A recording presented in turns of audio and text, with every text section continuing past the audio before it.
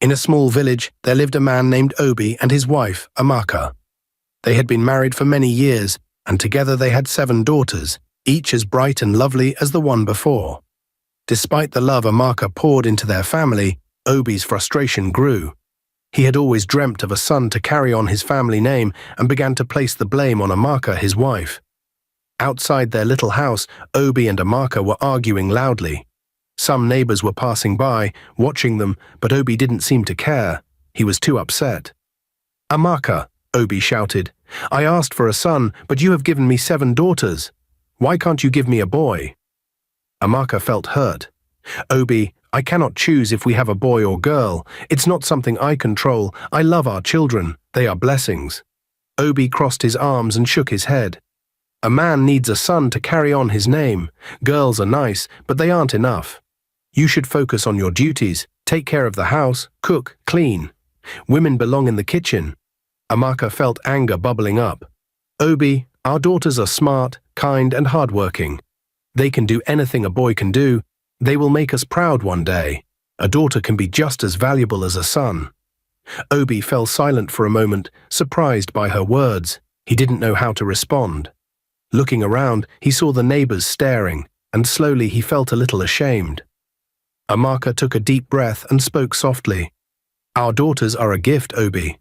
Let us be thankful and raise them with love."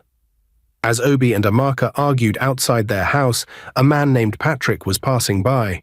He was wealthy and lived in the city and had come to the village to visit a friend. Hearing their voices, he stopped to listen, feeling sorry for Amaka and curious about what was going on. Stepping closer, Patrick said, "Excuse me. I couldn't help but hear your argument. What's the trouble here?" Obi sighed, explaining his frustration. "Patrick, I have 7 daughters, but I wanted a son. I feel like my daughters can't do what a son could. I'm disappointed." Patrick shook his head with a gentle smile. "Children are a blessing, Obi, whether they are boys or girls. I never had the chance to have children or a wife myself. Sometimes I feel very lonely." Obi and Amaka were surprised by his words, realizing the value of their family. Patrick went on, "Your daughters could have great opportunities, even in the city. If you allow, I would like to take 2 of them with me. They can go to school, learn new things, and help me in my home." Obi's face brightened. "Yes, Patrick, I agree. It would be good for them to go with you." Amaka felt a mix of nervousness and excitement, knowing this could be a wonderful chance for her daughters. "All right," Patrick said, smiling. "I will return in 2 days to take them with me." With that, Patrick waved goodbye and continued on his way, leaving Obi and Amaka to think about the big change that was coming to their family. As Patrick left, Amaka turned to Obi, her face red with anger. "Obi, you are being very stupid. How can you think of giving our daughters to a stranger just for money? That's not safe." Obi frowned at her. "Shut up, you lazy woman. Your daughters are useless, just like you. I'm tired of taking care of all of them. I wish I could sell them." Amaka felt hurt by his words. "Obi, they are our children. They deserve love and a good future. They are not useless. They have dreams." Obi waved his hand angrily. "They are all girls. They belong in the kitchen. They should learn to cook and clean. That's all they need to do."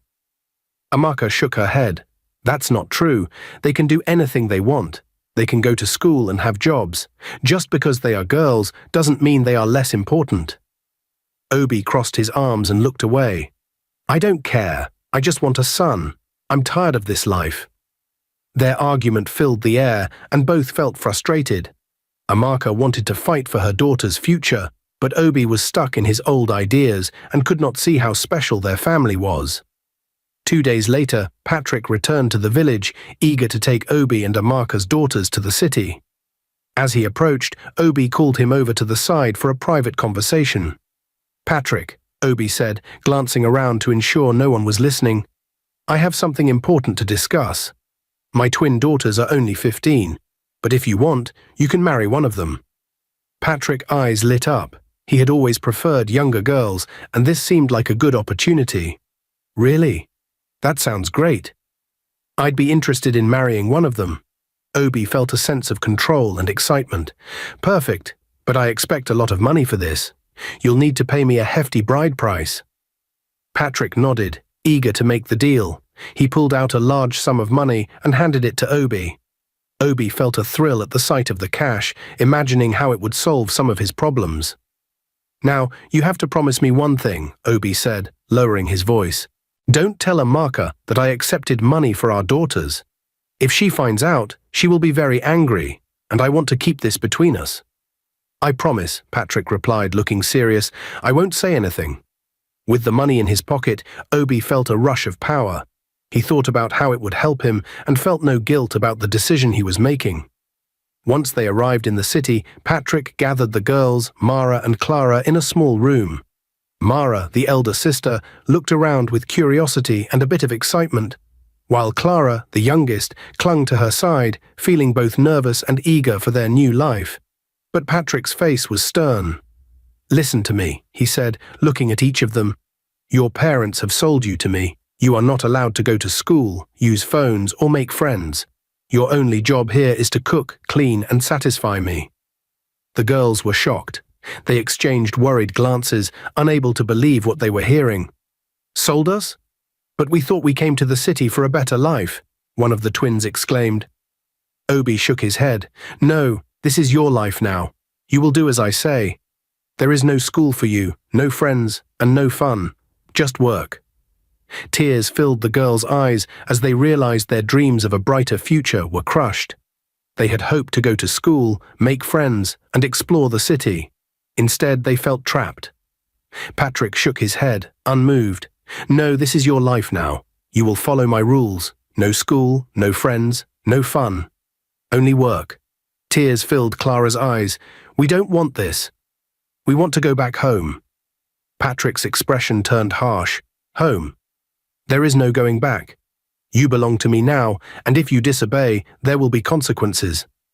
Mara wrapped her arms around Clara, trying to comfort her, though she felt just as frightened. The dreams they had of going to school, exploring the city, and making new friends were shattered. They felt trapped, powerless, and heartbroken as they realized their hopes for a brighter future had been stolen. Patrick called the security man over and gave him strict instructions.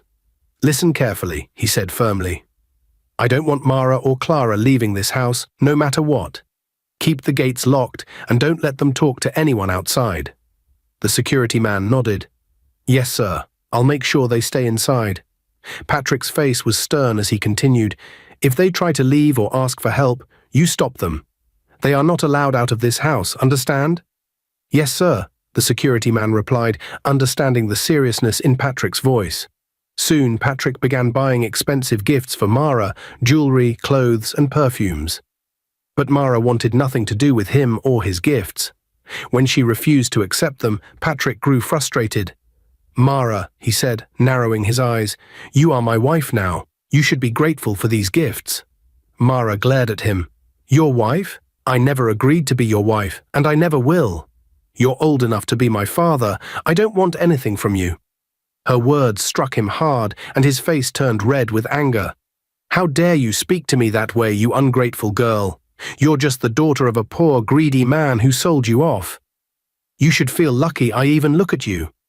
But Mara stood her ground, refusing to back down, her heart filled with defiance. She knew she was trapped, but she promised herself she would never let him control her spirit, no matter how hard he tried. Mara went inside and sat on her bed, tears streaming down her face. She couldn't believe how trapped and alone she felt. Just then, Clara walked in and saw her sister crying. "Mara, what's wrong?" Clara asked, sitting down beside her. Mara wiped her tears and looked at her younger sister. "Patrick, he told me I'm his wife and tried to give me fancy gifts. I don't want anything from him, Clara. I don't want to be with him." Clara looked at her with surprise. "But Mara, it's just a gift. Why didn't you just take it?" "I would have." Mara blinked, shocked by her sister's answer. "Are you serious, Clara? You think I should just take his gifts and let him call me his wife?" Clara nodded. "Yes. This is the life I always dreamed of. Fancy things, a big house, and someone who will take care of us. Why not just accept it?" Mara couldn't believe her ears. "Well, if that's what you want, you can have him. I don't care. I just want him to leave me alone." Clara's eyes lit up with excitement. Are you serious, Mara? You don't want him at all? Mara shook her head firmly. No, Clara, I don't want him. I don't want his gifts, his house, or anything he tries to give me. I just want him to stay away from me. Clara sat quietly for a moment, thinking about Mara's words. Mara turned away, still feeling trapped, but determined to stand her ground. She knew what she wanted, and no amount of gifts or promises could change her mind. Back in the village, Amaka learned the shocking truth about what her husband, Obi, had done. She had thought that Patrick was taking their daughters, Mara and Clara, to the city for a better future. But then she overheard some villagers talking about how Obi had accepted a large sum of money from Patrick for one of their daughters to be his wife. Amaka's heart raced with anger and sadness. She rushed home to confront Obi. "How could you do this?" she shouted, her voice filled with emotion. "You sold our daughters to Patrick. I thought they were going to have a better life. I thought they would learn and help around the house. How could you lie to me like this?" Obi crossed his arms and glared at her. "Shut up, you lazy woman. I am the man of this house. What I say stands." Amaka felt tears welling up in her eyes. "But Obi, they are just children. How could you let this happen to them? They are our daughters. They deserve better." Obi shrugged, not caring. "They are girls. I don't have to explain myself to you. I got money for them, and that's what matters. You should be grateful." Amaka was shocked. "Grateful? For what? Selling our daughters? Do you even care about their happiness?" Obi's face hardened. "I care about providing for this family. Money is what matters in this world. If they want to come back, they can, but they are with Patrick now." Amaka felt her heart breaking for Mara and Clara. She wanted to protect them from this terrible situation. "You don't understand what you've done, Obi. You've put them in danger. What if they need our help? We should bring them back." Obi shook his head, his expression cold. "It's too late for that. They are gone, and there's nothing we can do. Just accept it." Amaka's heart raced as she decided to call Patrick. She couldn't sit back and do nothing while her daughters were in danger. She picked up her phone and dialed his number, hoping he would listen to her. When Patrick answered, Amaka's voice trembled with emotion. "Patrick, please, you have to bring Mara and Clara back. They are my daughters, and I'm begging you to return them home." Patrick's tone was cold and mocking. "Oh, look who it is, the poor, ugly woman begging for her daughters. You think I will just return them to you? You must be joking." Amaka felt a chill run down her spine. "They are just children. You can't keep them like this. They deserve to be with their family." Patrick laughed, but there was no warmth in it. "Listen carefully, Amaka. If you ever call me again, I will make sure you are locked up forever. You will never see your daughters again. They are mine now. You have no power here." Amaka felt tears streaming down her face. "Please, Patrick, you don't understand how much they mean to me. You can't treat them like this." He cut her off, his voice harsh. "I don't want to hear your sob story. You should have thought about this before your husband sold them to me. Now you're nothing but a poor, ugly woman who has no say in this." With that, he hung up the phone, leaving Amaka feeling hopeless and scared. She knew she had to find a way to get her daughters back, but now it seemed more difficult than ever. Since Mara refused Patrick's advances, he turned his attention to Clara. Clara was younger and more impressionable, and when Patrick began showering her with expensive gifts, she couldn't help but be excited. He brought her beautiful dresses, sparkling jewelry, and delicious food from fancy restaurants. Clara felt like a princess. "Look at all these amazing things I have," Clara exclaimed one day, showing off her new clothes to Mara. "Patrick is so generous." Mara felt a mix of anger and worry. She couldn't believe her sister was accepting gifts from the man who had trapped them in the city. "Clara, you shouldn't be with him. He's not good for you. He's much older and only wants to use you." But Clara just laughed, brushing off Mara's concerns. "Why do you care, Mara?" "He treats me like a queen." "I don't understand why you rejected this handsome, caring man. He takes me out to expensive hotels and restaurants. This is the baby girl lifestyle I always wanted." Mara shook her head in disbelief. "This isn't a lifestyle, Clara. It's dangerous. You think he cares about you? He just wants to control you. He won't let you go back to school or have real friends. You'll be trapped." Clara crossed her arms defiantly. "You're just jealous because you don't want to accept his gifts." You could have all this too if you just opened your heart to him. You're making a big mistake. Mara felt a deep sadness for her sister. She wanted Clara to understand that life wasn't just about fancy clothes and expensive meals. It was about freedom, happiness, and being with people who truly cared. I don't want any of that if it means being with someone like Patrick. I want us to be free and happy. Clara rolled her eyes, dismissing Mara's words. You're missing out, sis. I'm going to live my best life, and I don't care what you think. As the days went by, Patrick continued to spoil Clara with gifts. He took her out to fancy dinners and bought her everything she wanted. Clara was thrilled, feeling like she was finally living the dream she had always wished for. Soon, with Patrick's money, Clara began sending her parents gifts. She bought beautiful clothes, shiny jewelry, and even some money to help them out. Every time a package arrived at their doorstep, Amaka's eyes sparkled with joy. Look at these lovely clothes, Amaka exclaimed one day, holding up a bright dress. Clara is so thoughtful, and this jewelry is gorgeous. She beamed with pride, forgetting all the worries she once had about her daughters. With each new gift, Amaka felt more and more grateful to Patrick. She didn't think about the truth behind Clara's situation. She only saw the nice things her daughter was sending home. Whenever Patrick called, Amaka's tone changed completely. "Hello, Patrick. How are you?" she would say warmly. "Thank you for everything you've done for my family. We really appreciate it." Patrick enjoyed the attention. He loved hearing Amaka express her gratitude, as it made him feel powerful. He would chuckle and reply, "Of course, Amaka. Clara deserves the best, and I'm happy to provide for her." Soon, news began to spread in the village that 15-year-old Clara was now married to a man old enough to be her father. The gossip flew from one neighbor to another, and it didn't take long for it to reach Amaka.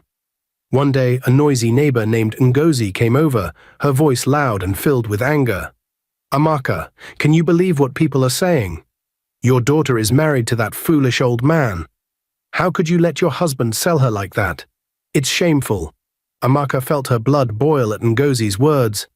"You don't know anything, Ngozi. Mind your own business. Clara is happy and living a life full of gifts and luxury. She's experiencing things you can only dream of." Ngozi shook her head in disbelief. "Happy? You call that happiness? A child married to an old man?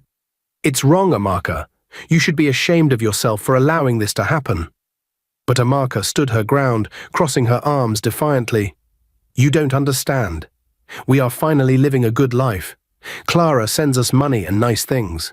I'm proud of her." The neighbor frowned, her expression serious. "Money doesn't matter if your daughter is suffering. This isn't a life for a young girl. She deserves a chance to grow, to learn, and to be with someone her own age." Amaka rolled her eyes, dismissing Ngozi's concerns. "What do you know about happiness? My family is doing better than ever. You will never experience this kind of life, so stop talking about things you don't understand." With that, Amaka turned her back on Ngozi, refusing to listen to any more of her words. The neighbor left, shaking her head in disappointment. Back in the city, Patrick was treating Mara poorly. He often belittled her, trying to manipulate her into accepting his advances.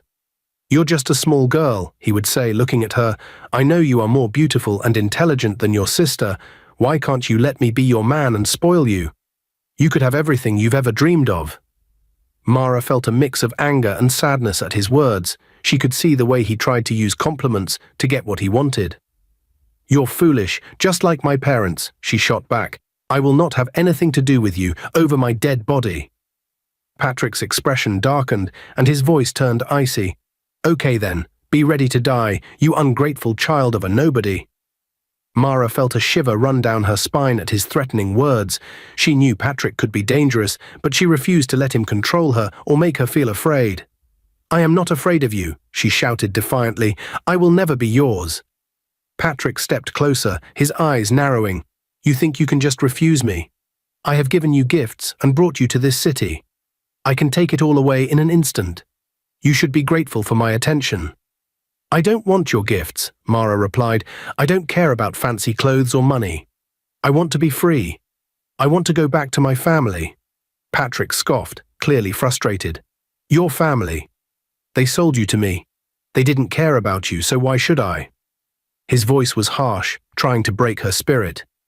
Mara took a step back, feeling tears prick at her eyes, but she refused to cry in front of him. They may have made a mistake, but that doesn't mean I have to accept your twisted version of love. I deserve more than this. Patrick laughed, a cruel sound. You're just a girl who thinks she knows better. You're not special, Mara. You're just a pawn in this game. Accept your fate, or it will only get worse for you. Mara felt a surge of determination. You may think you have power over me, but I will not be your pawn. I will find a way to escape. I will not let you win. Patrick looked at her, his frustration boiling over. You're making a big mistake, Mara. You don't know who you're dealing with. I can make your life a nightmare if you keep resisting me. With that, he turned away, leaving Mara alone with her thoughts. She felt scared, but deep down she also felt brave. She would not let Patrick break her spirit. Months later, Clara began feeling very sick. Worried, Patrick took her to the hospital, where the doctor gave them surprising news. Clara was pregnant. Clara was overjoyed, thinking this might bring her and Patrick closer. She imagined he would be excited and proud, and that they might finally be a real family. But Patrick's reaction was nothing like she expected. He looked at her coldly and said, I don't want children. You were only for fun. I never planned to have a child with you. Clara's heart sank as his words shattered her hopes.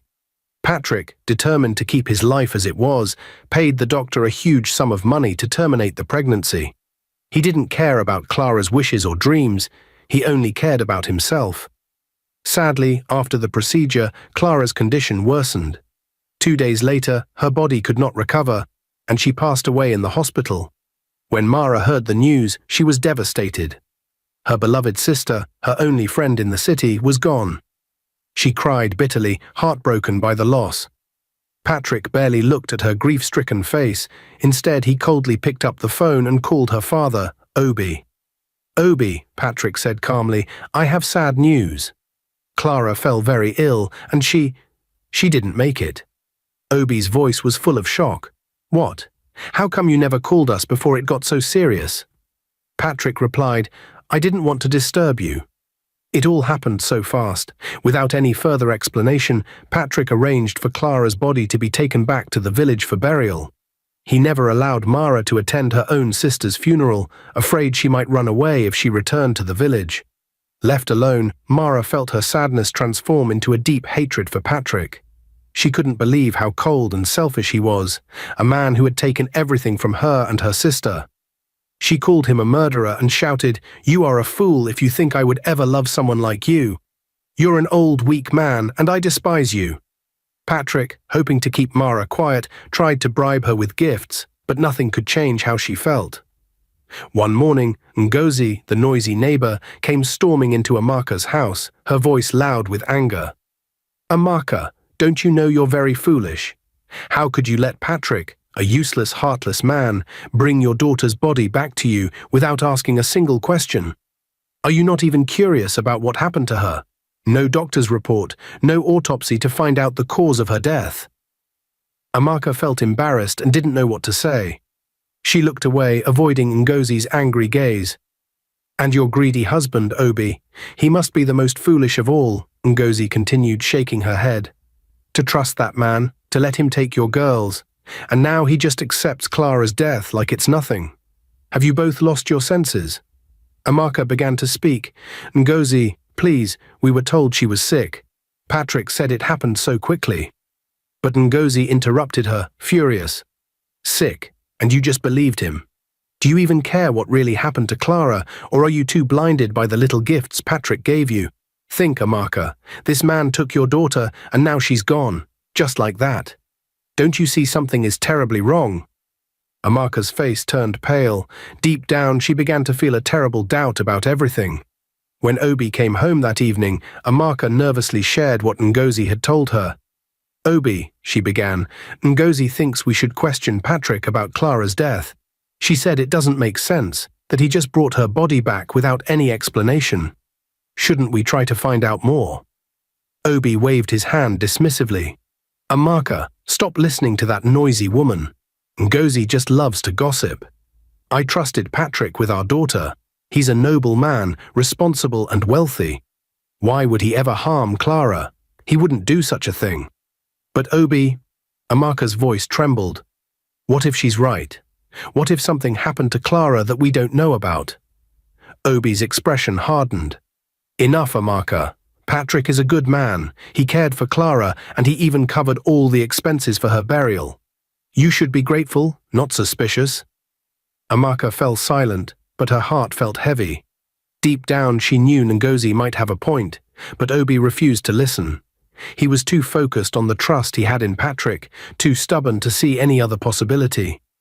Feeling annoyed by Ngozi's interference, Obi decided to go and speak with her husband directly. He found Ngozi's husband outside their home and walked over, his face stern. Listen, Obi said firmly, you need to tell your wife to stay away from my family.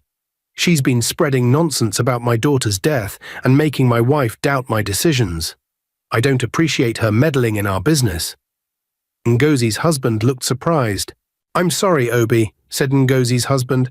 Ngozi can be outspoken. I'll speak to her about it. She didn't mean any harm. Sometimes she gets carried away. Obi's expression stayed cold. She better stay out of my family's business. If she keeps interfering, I will have Patrick handle things. You know he's not someone you want as an enemy. Ngozi's husband took a deep breath. There's really no need for that, Obi. I'll make sure Ngozi doesn't involve herself with your matters again. She'll understand it's not her place. Good, Obi replied. This better be the last time I hear her name in my family's affairs. Make it clear. You have my word, said Ngozi's husband. It won't happen again. With that, Obi turned and walked away, feeling confident that he had put an end to the issue for now. Patrick grew more desperate as Mara continued to refuse his advances. Instead of giving up, he began a cruel and disturbing plan. Each evening he would mix something strange into her food or drink, waiting until Mara began to feel drowsy and sleepy. As the drug took effect, her eyelids would grow heavy, and before she knew it, she would drift off, unable to stay awake no matter how hard she tried. In the mornings, Mara would wake up feeling strangely uncomfortable, as if something was wrong, but she couldn't quite remember anything specific. Her body ached in ways she didn't understand, and there was a growing sense of confusion and sadness that weighed on her. At first, she thought it was just the stress of her situation, living in a city far from home, having lost her sister Clara, and dealing with Patrick's cold, controlling behavior. But as time passed, Mara noticed that the strange feelings and the exhaustion were happening too often, and it frightened her. She would go to bed feeling in control, only to wake up with pieces of her memory missing, feeling even more lost. One day, as she sat by the window, lost in her thoughts, Mara tried to make sense of what was happening. She thought about the promises Patrick had made, how he'd told her and Clara they'd be in the city for a better life. But instead, everything had turned into a nightmare. Clara was gone, and Mara was left alone with this man who was growing more dangerous by the day. Mara's heart felt heavy with grief and anger. She missed her family and wondered if they even knew what was happening to her. She thought of her father, Obi, and her mother, Amaka, hoping they hadn't forgotten her. But she also wondered if they would even believe her if she ever got a chance to tell them the truth. Soon Mara began feeling very sick. She was tired all the time, dizzy, and sometimes even felt like she might faint. She tried to tell Patrick, hoping he would take her to a doctor. But Patrick just looked at her strangely and said, "I'll get you a pregnancy test." Mara's eyes went wide with shock. "Pregnancy test? Why would I need that?" she asked. "I haven't been with anyone, so it's impossible." Patrick didn't listen to her concerns. He just handed her the test and said coldly, "Just take it, Mara. Do what I say." Feeling scared and confused, Mara did as Patrick asked. She took the test, her heart pounding as she waited for the result. When she looked at it, her eyes filled with fear.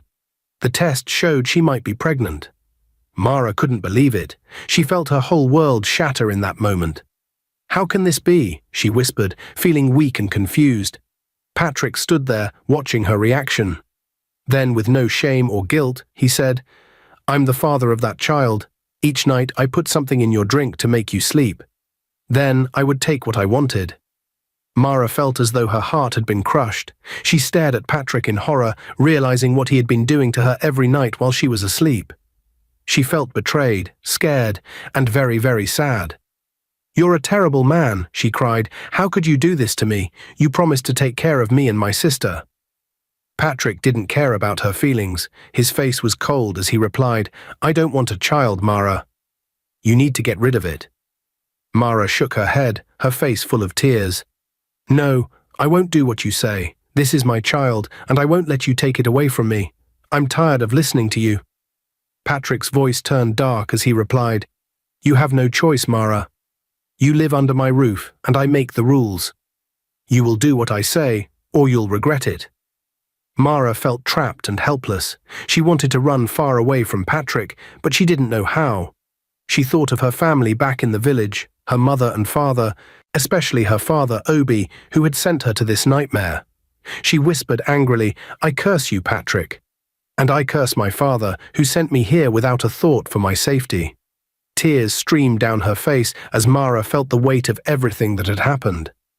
Her world felt dark and heavy, but deep in her heart she wished for a way out, a way to escape the terrible situation she was in.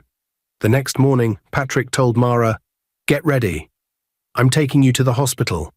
Mara's heart began to race. She remembered how her sister, Clara, had once been taken to the hospital by Patrick and had never come back. Mara looked at Patrick and said, "No, I'm not going anywhere with you." Patrick's face turned dark, but he didn't say anything. Instead, he left the room, and Mara felt relieved, thinking he had given up. She didn't know that Patrick had another plan. Later that day, Patrick brought Mara some food. She felt very hungry, and even though she was upset, she ate the meal he gave her. But soon after eating, Mara started feeling strange. Her head spun and her eyes became heavy. She tried to keep herself awake, but it was no use. Her body felt weak, and she realized that Patrick had put something in her food to make her sleepy. When Mara woke up the next morning, she felt a sharp pain in her stomach.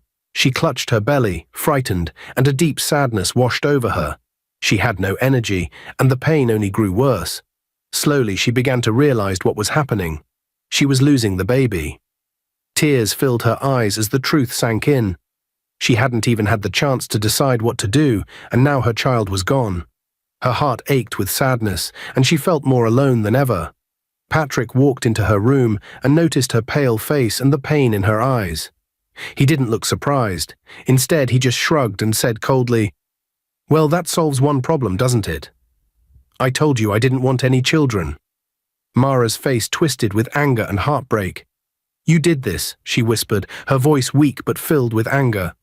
"You poisoned me to make me lose my child. You're cruel, Patrick. How could you do this?" Patrick just sneered. "It's better this way.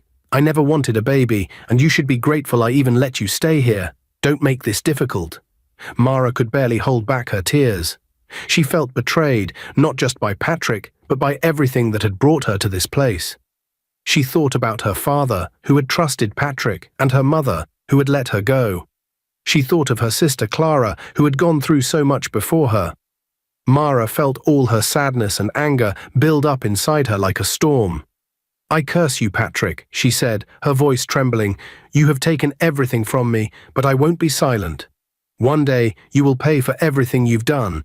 You think you're strong, but your evil will catch up with you." Patrick laughed, brushing off her words. "Save your curses, Mara. You have nowhere to go and no one to help you. Remember, you're here because of your own family." But Mara didn't let his words shake her.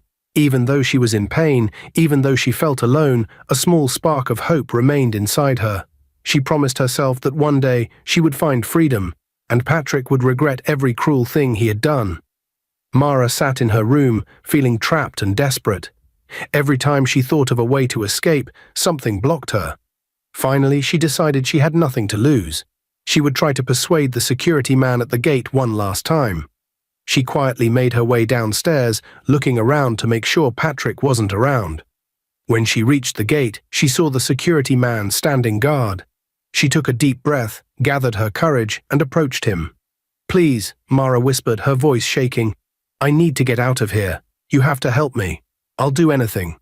The security man glanced at her with sad eyes, but he shook his head. Mara, I'm sorry, but I can't.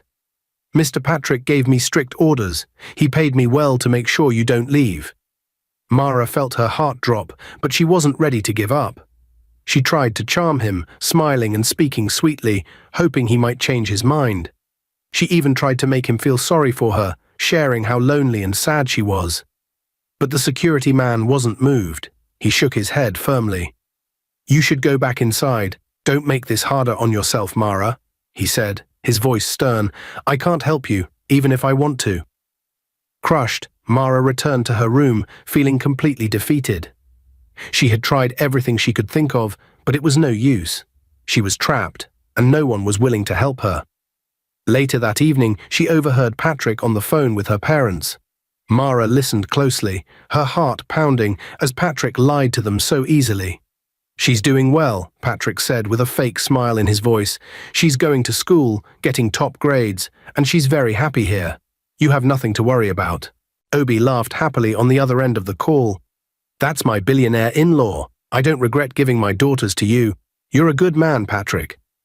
Patrick's eyes glinted with mischief as he replied, Thank you, Obi. You're a wise man for trusting me with them. Don't worry, they're in good hands. He ended the call and laughed, a dark, mocking laugh that sent chills down Mara's spine. After the call, Patrick muttered to himself, What a foolish man. He's too greedy to see the truth, and too foolish to care about his own daughter. Mara clenched her fists, anger boiling inside her. She couldn't believe her father trusted Patrick so blindly and didn't even ask to speak to her directly. She felt completely abandoned by her family, especially her father, who only seemed to care about the money Patrick sent. Patrick's voice lowered, and Mara listened closely as he continued talking to himself. When I'm done with his daughters, maybe I'll pay a visit to his wife too, he sneered. If she's anything like him, she'll be easy to control. I'll get whatever I want from that family. Mara's eyes widened as she realized the depth of Patrick's cruelty and greed. He had no respect for her family, he only saw them as tools to use and discard. She felt a surge of anger and sadness, but also a spark of determination. She couldn't let him continue his plans. She had to find a way to protect herself and somehow warn her family. She would gather her strength and figure out a plan, even if it took all her courage. For the first time, Mara felt a small glimmer of hope deep inside, fueled by her determination to escape Patrick's cruel grasp and stop him from hurting anyone else. Back in the village, Ngozi marched up to Amaka's house, her voice loud enough for everyone nearby to hear. She didn't even knock, just walked straight up to Amaka, who was sitting outside, quietly working. Amaka, you foolish woman, Ngozi shouted, crossing her arms as she looked down at her. You think I'll stop coming here? I won't stay silent while you and that husband of yours make terrible choices. You're both blind and greedy, letting your daughters go to that man in the city. Amaka looked up, surprised and a bit shaken, but she tried to ignore Ngozi's harsh words. She didn't want to get into a fight, especially not with someone as loud and bold as Ngozi. Ngozi wasn't finished. She leaned in closer and said, Did you know your dear foolish husband Obi came over to my house the other day? He tried to warn my husband, telling him to keep me quiet. He thinks he can scare me. Amaka's eyes widened, but she stayed silent, gripping her hands tightly. Ngozi laughed, a sharp and mocking sound. Obi is nothing but a greedy, foolish man. He doesn't care about his daughters. All he wants is money. And you let him sell your girls off like they were nothing. You're just as foolish, Amaka. Both of you are too blind to see what's happening. Amaka felt tears prickling in her eyes. She wanted to defend herself, but deep down she knew Ngozi's words hurt because there was truth in them.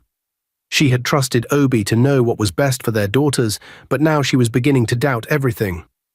Maybe you should listen for once, Amaka, Ngozi continued. Do you even know what your daughter is going through? Or do you just believe whatever Obi and that Patrick tell you? Amaka took a shaky breath, feeling unsure. She looked at Ngozi, trying to find the right words. I just wanted a better life for them, she whispered, her voice trembling. Obi said Patrick would take care of them. Ngozi shook her head in disappointment. Open your eyes, Amaka. If you don't, it may be too late for your girls. And then you'll have no one to blame but yourself and that greedy husband of yours. With that, Ngozi turned and walked away, leaving Amaka sitting there, her heart heavy and her mind filled with worry. She realized she needed to find out the truth about her daughters, no matter what it took. After Obi came home from a long day, Amaka was waiting for him. She looked worried, and her heart was heavy. "Obi," she said, her voice shaking a little, "we need to talk.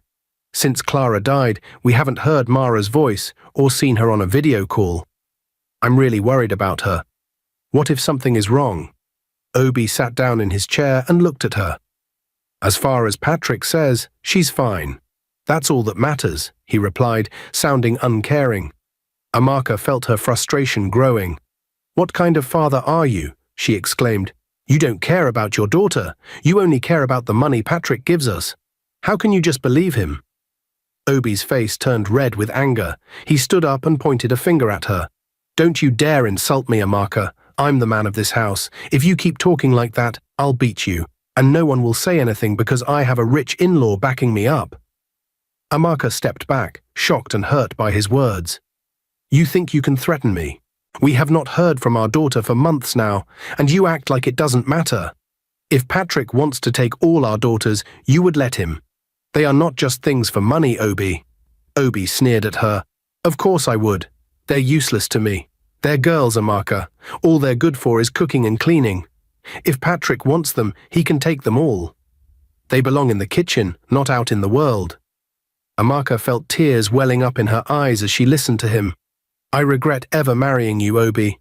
I should have married a good man, a man who cared about his family instead of this greedy man." Her voice trembled with sadness. Obi's anger flared. "If you regret it so much, then why don't you leave? No one would miss you," he shouted, his fists clenched.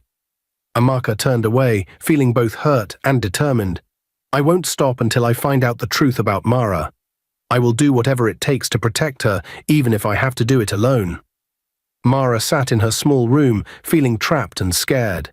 She missed Clara so much and couldn't stop thinking about how her sister had been taken away from her. Patrick was always around, making her feel even more uneasy. She needed a plan to escape. One day, as she sat by the window, a thought came to her. She remembered how Patrick used to take Clara out to different places. He would let Clara go out alone because they were dating. "Maybe if I pretend to get close to him, I can trick him into letting me go out too," Mara thought. She felt a spark of hope. Mara waited for the right moment. She knew Patrick would be in a good mood after receiving a package from the village. Mara realized that the only way to get out of the house was to get close to Patrick. She decided to use his affection for her to her advantage. She started spending more time with him, flirting and acting sweet. At first it felt strange, but she told herself it was all part of her plan. As the weeks went by, Mara pretended to enjoy Patrick's company, and he began to shower her with attention. He took her to nice places, bought her gifts, and treated her like a princess. She thought if she got him to trust her, he might let her go out alone. But despite her efforts, Patrick kept finding excuses to keep her at home.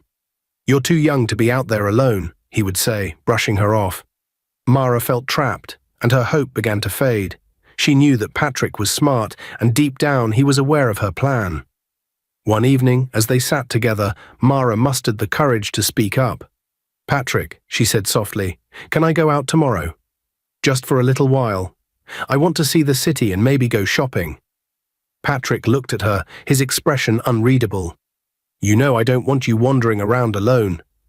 There are dangerous people out there. What if something happens to you?" Mara felt her heart sink. "But I've been good. I've been nice to you," she pleaded. "Please, I promise I won't be long. I just want some fresh air." Patrick leaned back in his chair, crossing his arms. "You're smart, Mara. I can't just let you go. What if you try to run away?" Mara felt a wave of frustration wash over her. "I wouldn't run away. I just want to see the world outside this house," she insisted. Patrick shook his head. "I'm not taking that risk. You might think I'm just being protective, but I know you're clever. You'd find a way to escape if I let you out." Days turned into weeks, and Mara continued to try and persuade him, but Patrick remained stubborn. He would tell her how much he cared for her, but deep down she knew he was keeping her close out of fear. She felt like a bird in a cage, her wings clipped, unable to fly free. Mara sat on her bed, her heart pounding as she finally mustered the courage to confront Patrick about his cruel behavior. "Why are you treating us this way?" she asked, her voice shaking with fear. Patrick looked at her with cold eyes. "You really want to know?" he sneered. "I was supposed to marry your mother a long time ago. I traveled abroad for a better future, and when I came back, she had married your father. Ever since then, I've hated women, especially her." Mara was stunned. "So my mother knew about you all this time?" "Yes," he replied, his tone dripping with disdain. "And now, I won't let you leave this house alive. After I'm done with you, I will deal with your sisters and then your mother. I can't stand women who can't wait for their men to come back." Fear gripped Mara, sending chills down her spine. She felt completely trapped in a nightmare. That night, while Patrick relaxed in the living room, she knew she had to act. Quietly, she sneaked into Patrick's room and found his gun. It felt heavy in her hands, but she knew this was her only chance for freedom. With her heart racing, she tucked it away and returned to her room, trying to calm herself. When Patrick entered her room later, he thought he could have his way with her, just like before. But Mara was prepared. "Stay back," she shouted, her voice trembling but resolute as she pointed the gun at him. Patrick's eyes widened in surprise. "You think you can scare me with that?" He laughed, but there was nervousness in his voice. Without hesitating, Mara pulled the trigger twice. The loud gunshots rang out, echoing through the house. Patrick fell to the floor, lifeless. The security guard, hearing the commotion, rushed in and called the police. Mara stood there, shaking, but a wave of relief washed over her. Patrick was gone, and she was finally free from his control. When the police arrived, they took Mara in for questioning. She was terrified but determined to tell her story.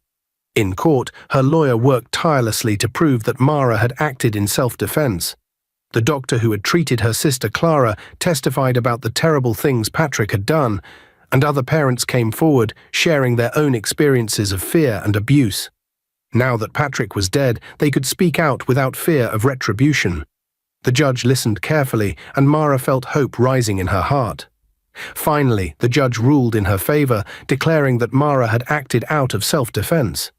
She was set free and awarded money from Patrick's estate to help her start anew. It felt surreal, as if she had been given a second chance at life. With the money, Mara decided to go back to school. She wanted to honor her sister and create a better future for herself. She studied hard, determined to succeed. Years later, as she stood on stage at her graduation, tears filled her eyes. She thought of Clara, of all the struggles she had faced. Mara stood in her new apartment, looking out the window at the busy streets below. After everything she had been through, she finally felt a sense of peace. Yet the memories of her past weighed heavily on her heart, especially when her parents tried to reach out. After her graduation, her parents called her several times, begging for her forgiveness. They left messages filled with regret, saying they missed her and wished they could turn back time. "Mara, we're so sorry for everything." Her mother's voice trembled on the phone. "We didn't understand what you were going through. Please come home. We need you." But Mara couldn't bring herself to forgive them. Each time she listened to their messages, her heart ached. They had sold her and her sister to a man who had caused them so much pain. How could she just forget that? The betrayal cut deep, and the wounds were still fresh. "Mara, please, we're your family. We love you," her father pleaded in one message. "We made a mistake, and we want to make it right. Please come back." Mara sighed, her emotions swirling inside her. She remembered the nights spent in fear, the way Patrick had treated her, and the loss of her sister. Forgiving her parents felt impossible. She picked up her phone and typed a message, but hesitated before hitting send. Maybe one day, she thought, but that day was not today. For now, she needed to focus on herself and her future. She had worked hard to build a new life, and she wasn't ready to reopen old wounds. Mara was thriving in her new life. After graduating, she secured a job at a local non-profit organization that focused on empowering young women. Her work was fulfilling, and she enjoyed helping others find their voices. One day, she attended a conference on women's rights, eager to learn and connect with others who shared her passion. At the conference, Mara was surrounded by inspiring speakers and dedicated activists. As she moved through the bustling crowd, she noticed a young man who stood out. He was tall, with dark hair and a friendly smile. He seemed genuinely engaged in the discussions, taking notes and asking thoughtful questions. His name was David. They struck up a conversation during a break, and Mara quickly discovered that he shared her passion for helping others. He worked for a non-profit focused on education, and they found themselves deep in conversation about their goals and dreams. David's enthusiasm was contagious, and Mara felt a connection forming between them. After the conference, they kept in touch. They exchanged phone numbers and began to talk regularly, sharing their daily lives, thoughts, and ambitions. Soon their conversations turned into long phone calls and messages late into the night. Mara found herself looking forward to their chats, feeling excited about what each day would bring. A few months later, David invited Mara to a community event he was organizing.